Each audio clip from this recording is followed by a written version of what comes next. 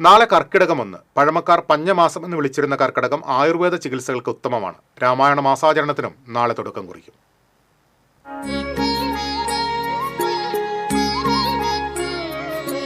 തിരിമുറിയാതെ പെയ്തു നിറയുകയാണ് പെരുമഴ. കള്ളക്കർക്കിടകത്തിന്റെ കരിമേഘ കരിമ്പടം പ്രകൃതിയെ പുതച്ചിരിക്കുന്നു.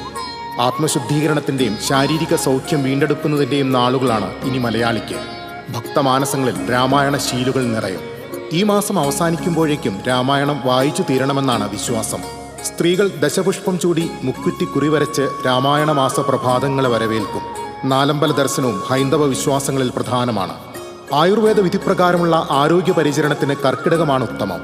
കഴിഞ്ഞ 11 മാസത്തെ ശരീരത്തിന്റെ കേടുപാടുകൾ തീർക്കണം, ദുർമേധസ് നീക്കണം, അടുത്ത 1 വർഷത്തേക്കുള്ള ഊർജം സംഭരിക്കണം. അതിനുള്ള ഉഴിച്ചിലിനും പിഴിച്ചിലിനും പ്രത്യേക ഔഷധ സേവയ്ക്കുമൊക്കെ പറ്റിയ മാസമാണിത്. കർക്കിടം കഴിഞ്ഞാൽ ദുർഘടം കഴിഞ്ഞു എന്നാണ് പഴമക്കാരുടെ ചൊല്ല്. പുതുപ്രതീക്ഷകളുടെ പൂക്കളങ്ങൾ മണ്ണിലും മനസ്സിലും വിടരുന്ന പൊന്നിൻ ചിങ്ങത്തിനായുള്ള കാത്തിരിപ്പാണിനി. ഈ കാലവും കടന്നു പോകട്ടെ, ഈ മേഘങ്ങളും പെയ്തൊഴിയട്ടെ. വരാതിരിക്കില്ലല്ലോ നറുവയിൽ പുഞ്ചിരി തൂകുന്ന ഓണപ്പുലരികൾ.